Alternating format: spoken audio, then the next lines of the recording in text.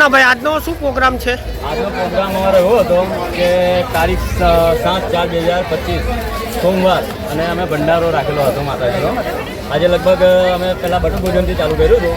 આજે બટુક ભોજન લગભગ અમે કોરોનાની આસપાસ ચાલુ કર્યું હતું અને અત્યારે ત્યાર પછી અમારો જે મોટો ભંડારો મહાપ્રસાદીનો ભંડારો છે 4 વર્ષ ચોથો વર્ષનો અમારો ભંડારો છે.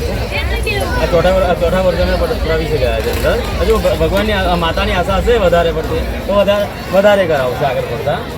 અને અમારું મંડળનું નામ છે ગાયત્રી બાળ યુવક મંડળ.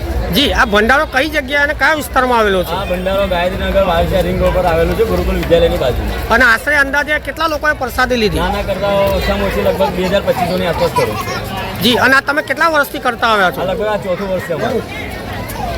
જી, આ બધું ભોજન કરાવતા હતા અમે અને અમે પછી ત્યાર પછી અમને લાગ્યું કે આગળ વધવું છે અમારે, તો ધીરે ધીરે બધાની સહાયથી અમે આગળ વધ્યા અને લગભગ આ ચોથું વર્ષ અમારું. જી, આપનું નામ? કૃષ્ણાભાઈ ધનાભાઈ માજી ઉભે કાનો. જી, આ ભંડારો જે કરવામાં આવ્યો છે કઈ જગ્યાએ અને કયા વિસ્તારમાં છે? આ ગાયત્રીનગરમાં કરવામાં આવે છે, ગાયત્રીનગર ગુરુકુલ વિદ્યાલયની બાજુમાં. અને આ કેટલા વર્ષથી તમે ભંડારો કરો છો? હા, અમે પહેલાં બધું ભોજન ચાલુ કરેલું અને પછી ધીરે ધીરે ઈચ્છા થઈ ગઈ કે હવે આપણે કંઈ નવું કરવું છે, મોટું કરવું છે અને પછી આપણે આ ચોથું વર્ષ ચાલે છે. જી, આ ચૈત્ર મહિનાની નવરાત્રિ ચાલી રહી છે. નવરાત્રિમાં તમે ભંડારો કરો છો કે અવારનવાર? નેમના દિવસે કરે છે ચૈત્ર મહિનામાં.